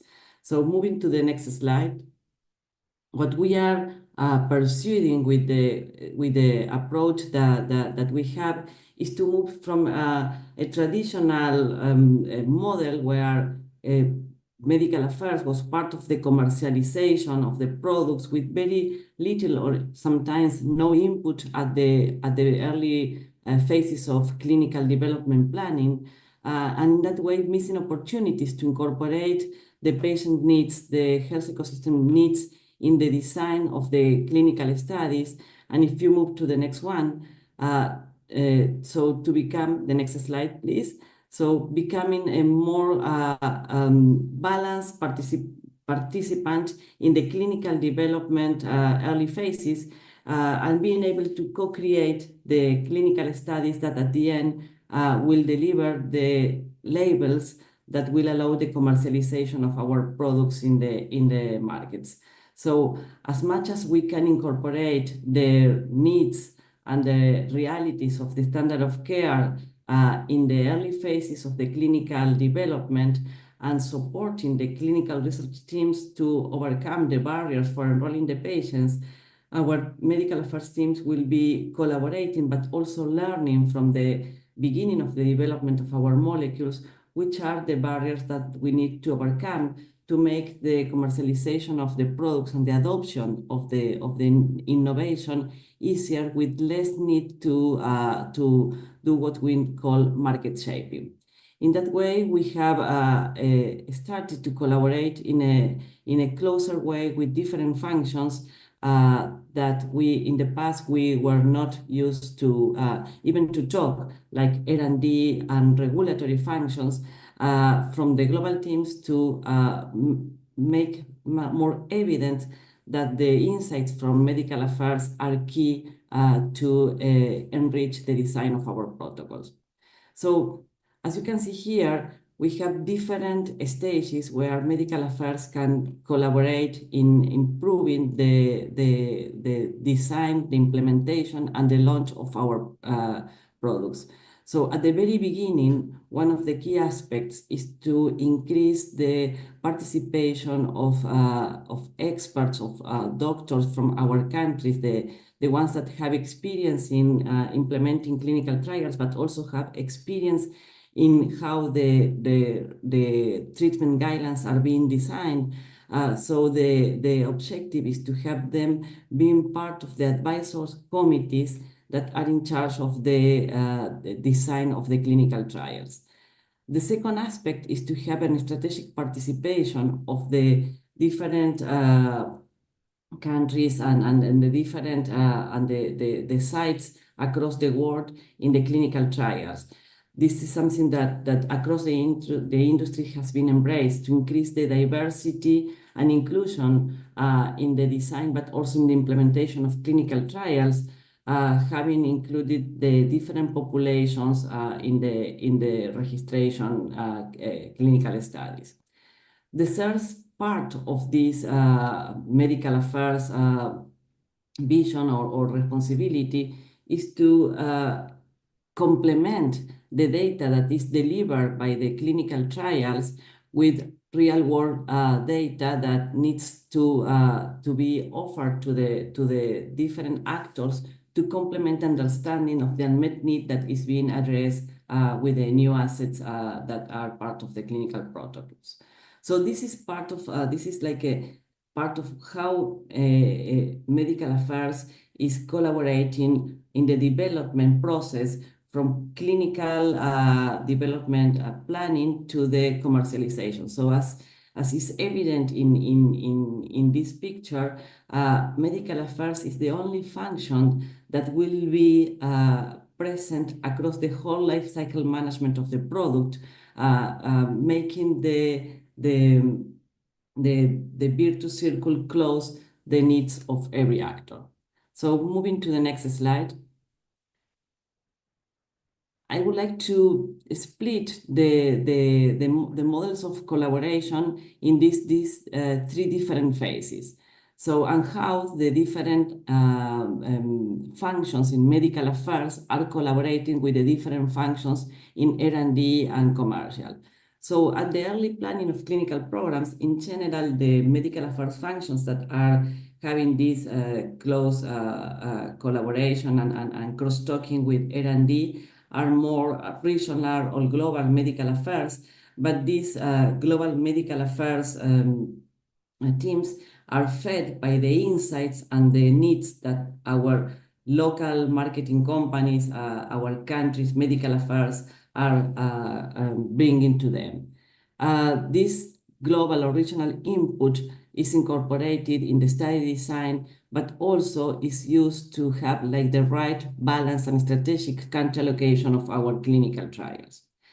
In terms of the study and second step, that is the study implementation, once the design is finished and the definition of the countries that will be participating moves to the next phase. Here in the middle, in the study implementation, is where our field medical roles play a critical role, and where the interaction and the collaboration between MSLs and CRAs, that are the two field functions from medical affairs and from clinical operations, should work together. The key aspect of this collaboration is at country level, because in each of the countries and sometimes in each of the institutions, the needs of the barriers for enrolling the patients will be different. But it's key to identify which are those barriers, because those will be the same barriers in the future to adopt the product. So the early identification of those barriers and the addressing of them will be key, not just to have a better enrollment in the studies, but also to help in the future the better adoption of the innovation. But there are other aspects that are an advantage of tackling the challenges together. So of course, the training that medical affairs can bring to the clinical operations teams is key, particularly while we are moving in more complex disease areas and more complex product designs in our new platforms. Of course, enrollment, as I mentioned, is one of the critical success factors for the delivery of a trial. And here, the medical affairs collaboration in creating referral networks, but also in supporting the understanding of the barriers and how to overcome them is key. And the areas, so identifying in a timely manner which are the most important causes of lack of adherence and addressing them as well is a joint approach that our teams should take together. And last but not least, when we are moving from the results of the studies to the delivery of the new assets or the adoption of the new assets in the markets, we are focusing the pre-launch preparation, where in general, medical affairs and commercial are working together, designing the strategy. This is led by the back office functions, but of course the implementation is again on the hands of our medical affairs field-based teams. All the insights and all the learnings from the implementation of the studies that our medical affairs, particularly the field medical affairs colleagues collected during the study implementation, will be key for designing the right strategy for the launch of our products. And this is happening at all levels, global, regional, country level. And the focus of this approach is in market shaping. So which will be the market shaping means which will be the needed adjustments in the way the diseases are being treated or diagnosed to make possible the adoption of the new drugs, the innovation, unlocking the barriers, the existing barriers. So this is like the general picture, but I would like to move to the next slide with some examples on how we have seen the collaborative model supporting the successful adoption of our medicines. If you move to the next slide, please. So please, if you can go to the next one about the early planning clinical programs. So how we can support the clinical trials, diversity and pragmatism, because this sounds like super far from our hands. But if we visit each of these aspects, we can see how our local medical affairs can contribute in the strategy for having a more pragmatic study designs. So one of the first steps for bringing that kind of feedback is to collect the early insights on the draft protocol design. So it's key. And we have recently implemented this model with the first draft protocol. We offer the opportunity to the medical affairs colleagues working in different countries to have conversations with the specialists in our regions, and in that way to collect insights on how the protocol design, how the way we are designing the clinical program is fitting the needs and the standard of care in the different countries. And with those insights, we are adjusting the design of the protocols to make closer to the reality in general in the region. The other particular aspect where we can collaborate from medical affairs is in the designing of the patient journey.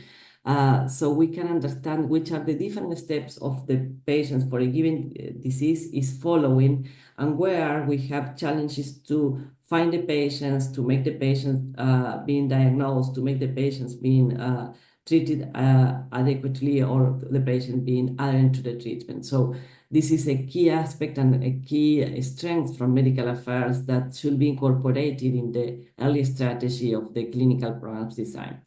Of course, other key role of medical affairs is to recommend the right investigators that will be a part of these advisory boards or steering committees, but also the investigators that should implement the study in each of the countries.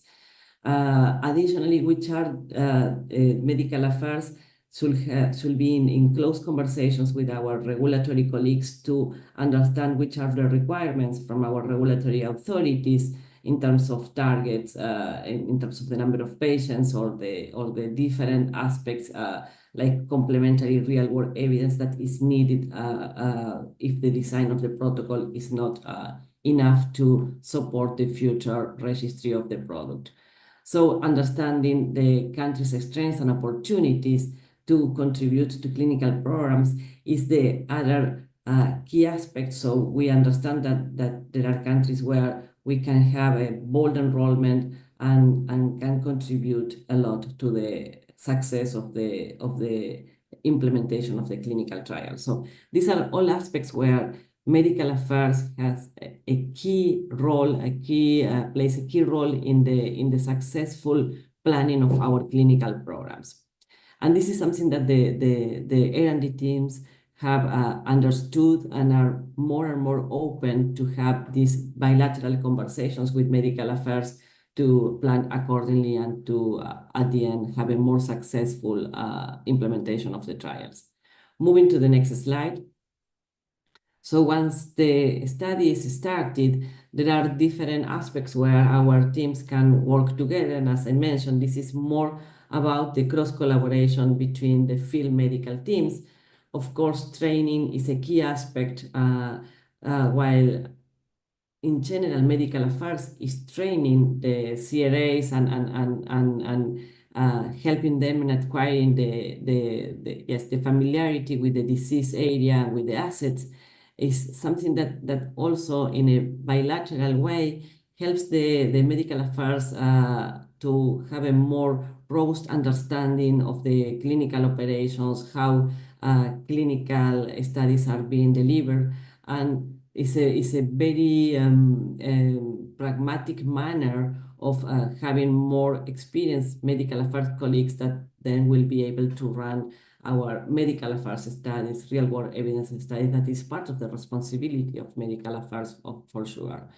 So, of course, this will help, these interactions at the site level will help a lot to the investigators, and the key is to acquire the most updated information on the products and also on the diseases areas, and elevating the understanding of the unmet needs that the new asset will be addressing. Other key aspect that is not just part of the field medical, but the back office medical, is to track how the countries are delivering the patients that were committed, and in the case is needed to support the referral networks to have more patients included in the study at country level. This is key. For example, in India, we all know that India requires the inclusion of local patients in our registration clinical trial. So this is a key aspect that should be part of the responsibility of medical affairs. So guarantee that the minimum number of patients that are required by the authorities are enrolled in each of the registration clinical trials. Of course, as mentioned, gathering insights on which were the enrollment barriers and which are the opportunities to unlock those barriers, so to have a successful study conduction, is one of the aspects where the cross collaboration is key. And of course, maintaining the sites motivated across the whole implementation with the enthusiasm of the new asset that will be addressing the unmet needs of the patients. So these are just part of the different models of collaborating at the moment of the implementation. But what we have seen in the last year is that when the teams from medical affairs and the teams from clinical operations are adopting this model, and where our leaders are tracking that this is happening in regular basis, we have a more successful implementation of our clinical studies, but also a better adoption and of the medicines, creating the advocates of the new drugs from the very beginning of the life cycle management of the product. And this gives us to the last step. So if you move to the next slide. So in the pre-launch preparation, as I mentioned, there is a lot of work done by the medical affairs, is where I think is the core of medical affairs work.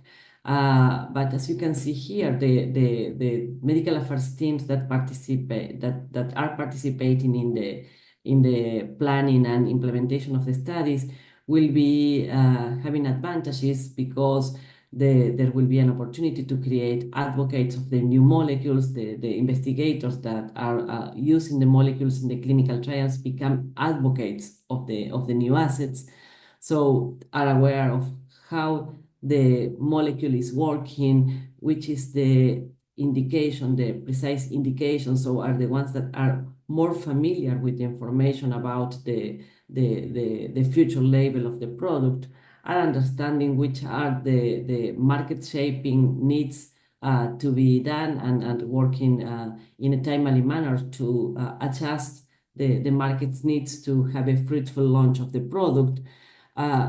Of course, the participation of a country in a clinical trials is allowing the early interactions with the regulatory authorities becoming easier. The registration of the product at the moment of the results are ready.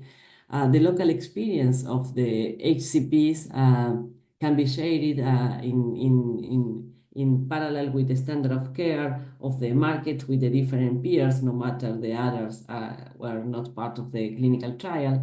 And something that is key for us in medical affairs will be easier to include the new assets in the regional or global guidelines with all these different actors involved in the development of the product.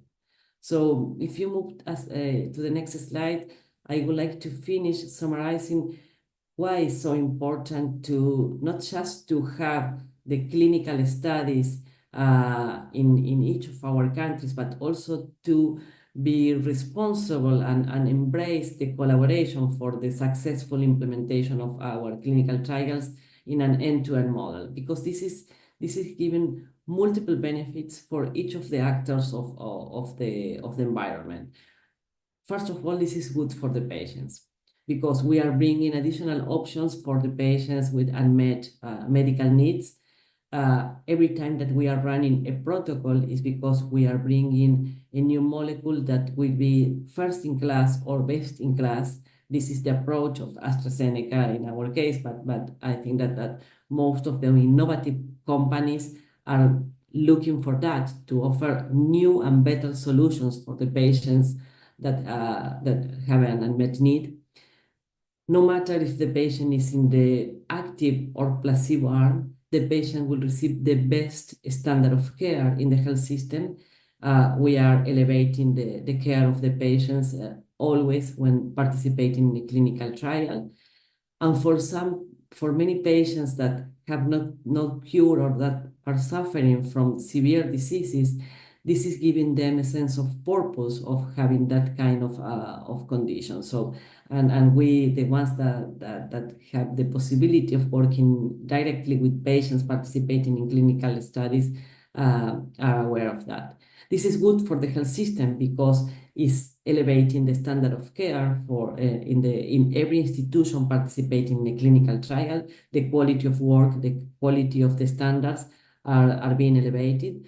This is giving access to the innovation in the countries where we are implementing clinical trials, and this is a very important source of professional development. Many of us have embraced the career in the pharma industry, and this is a place to develop our professions in a very high standard environment. This is good for medical affairs for the reasons that I have already explained: the identification of enrollment barriers in a timely manner, the creation of advocates for the new drugs, the early insights obtention, and also the possibility of having off-label discussions. This is something that requires a contract in place, and this is something that is really difficult for medical affairs to obtain insights when we have the molecules in development. But within this environment of clinical research, we can have those conversations about the non-approved assets, because it's part of the responsibility that we have. And it's good for clinical operations, because medical affairs will support the identification of new investigators, less crowded sites. Is for sure, when we are going together, we have a better engagement with the specialists, and we are co-creating together solutions for the successful enrollment and the implementation of the clinical trials. So this is my message. Collaboration is key. It's good for everyone, and of course is a way to have a more robust and bold participation in the life cycle management of our products. So I will finish here. Sorry if I have few minutes for the questions, but hopefully this has been useful for your course. All right. With that, thank you so much, Dr. Susanna, for being here with us today and for a great talk on clinical development and medical affairs, which I'm sure must have given deeper insights and must have been thought-provoking for the audience overall. We do have received some questions. However, I would like you to answer one specific question, and which is how medical affairs contribute to the design of clinical trials to ensure they address unmet medical needs. Well, this has been like a recent change. So, and I have been an advocate of that to happen, because what we have experienced many times is that the design of the clinical trials were not fitting the needs and the standard of care in our countries. I am talking about the low and middle income countries. Sometimes the designs were just thinking in Europe or US, where maybe the standards are not the same as in the rest of the countries. So the possibility that we have opened in collecting the insights and contrasting the reality of the standard of care in our countries versus the draft protocol allow the R&D colleagues to incorporate those insights and to implement changes in the protocol design in a timely manner before the final protocol is ready. So become closer to the reality in the countries and make it easier the implementation of the clinical trial, the enrollment, that is the key responsibility of R&D and clinical operations, but then make easier the adoption of the product, because at the end what we have, the protocol design will be conditioning the label that we will have for our products. So as much as we can be bold and raise our hand from the different countries to ask for modifications in the clinical protocol, the easier will be the further adoption. We are doing this in two ways. One way is medical affairs collecting the insights, so receiving the draft protocol and going to the sites, going to the investigators and having conversations, collecting the insights and giving giving these insights to the R&D colleagues. The other manner is to identify which are the key experts in the different countries that should be part of the steering committees that are in charge of the design of the protocol, because the design of the protocols in AstraZeneca is not just in the hands of our internal R&D colleagues. There are external steering committees that are working together with internal R&D colleagues to design the studies. So what we need to guarantee is the representation of the different countries, the different standard of cares in those steering committees, so the designs are incorporating those insights. All right. Thank you so much, Dr. Susanna, for being with us today. Your talk must have been useful for the audience who are listening to us. Thanks a lot for that. And thank you so much for addressing the questions also. Thank you so much, Dr. Susanna. Thanks a lot. With that, ladies and gentlemen, as we conclude day 3 of PharmaSteer 2024, I want to extend my heartfelt gratitude to all our speakers of the day and the participants for their insightful contributions and engaging discussions. Your dedication and passion are what make this PharmaSteer event a success overall. Looking ahead to the day 4, I'm excited to announce that we will be sharing the details about the internship opportunities that are particularly relevant for the students eager to gain hands-on experience in the pharmaceutical industry. These internships are designed to provide valuable insights and skills that will be instrumental in shaping your future careers. Looking forward to see you all on day 4 of our year, which is on 13th of December 2024 from 2 p.m. to 4 p.m. Thank you so much. Thank you, Ashish.